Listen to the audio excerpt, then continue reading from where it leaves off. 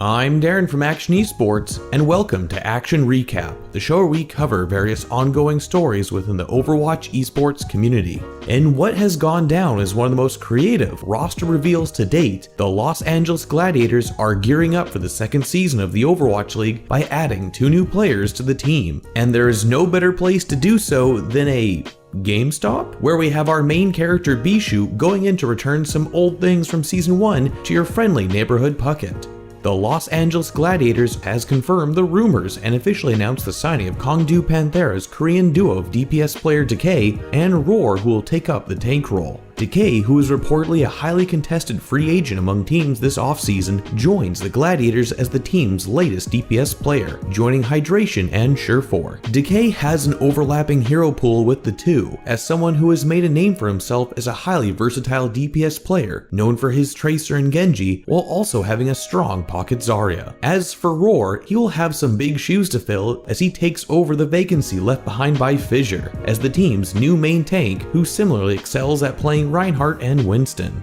"We're really glad for R0ar and Decay to join us," said Gladiators head coach David D-Pay. R0ar is an experienced main tank player and has steadily climbed in Korean contenders. His ability to lead the team will help Gladiators reach the top level. One important thing to note from the roster signing is how Decay is currently only 17 years old, but will be eligible to play in the Overwatch League after celebrating his birthday on February 27th, 2019. In the same press release, D-Pay said, "Decay is considered one of the young DPS prodigies in Korea. He will fit very easily into our DPS lineup with his deadly mix of high mechanical prowess, calling, and flexibility. Having him gives us a lot more options against the top teams in the league." A cause for concern once again for fans is the growing pains the team will go through in integrating 2 new Korean players whose proficiency with the English language is unknown. What many expect to happen is for Bishu to take on a similar role as seen in 2018, acting as an in-game translator between his Korean and English-speaking teammates.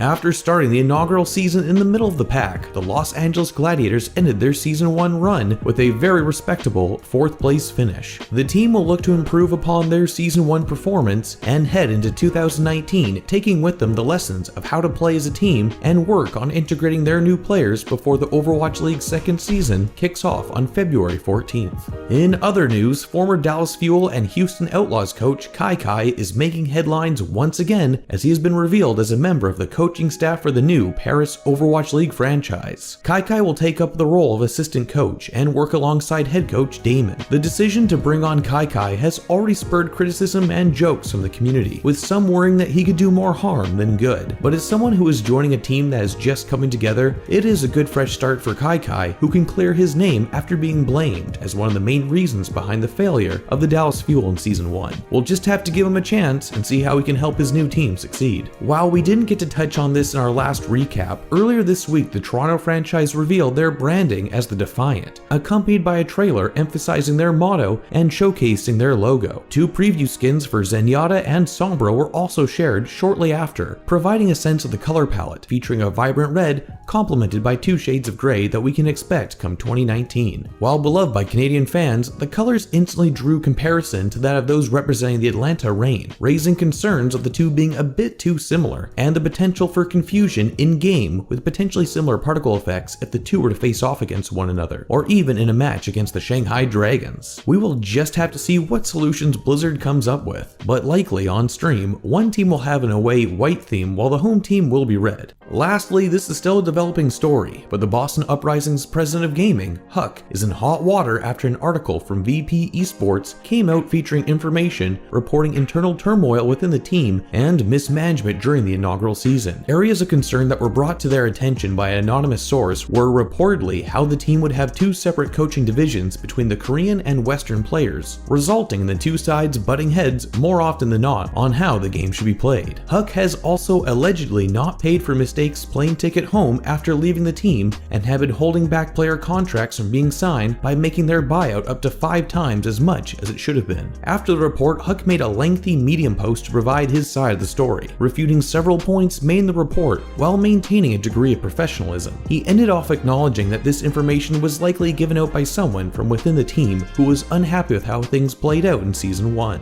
Huk did express how he is sorry that the individual didn't get what they felt they deserved, and that it ultimately comes down to him as the one responsible for looking after the players, coaches, and staff of the Uprising to come out with the truth. Speaking to the individual indirectly through the post, Huk writes that coming out with such allegations casts a dark shadow over everything the team had accomplished in their first season. The Medium post has since spurred a heated response from Neko, who posted in the DC app forums that Huk has spun the report in a way that made him look good. While Neko is still listed as a member of the Uprising, he is believed to have left the team and signed on with a new franchise. For now, we await further developments on this story, and we'll keep you up to date in the future. That's all from us, but what do you make of this story? Where do you think the truth lies between the allegations and what Huk has refuted and stated in his Medium post? As always, let us know your thoughts in the comment section below. If you enjoyed this video, be sure to like and share, as it really helps out the channel quite a lot. Otherwise, be sure to subscribe and follow us on Twitter if you want to stay up to date with all of our content, and hit that bell to stay notified. This has been Darren from Akshon Esports, and we'll see you in the next one. Thanks for watching.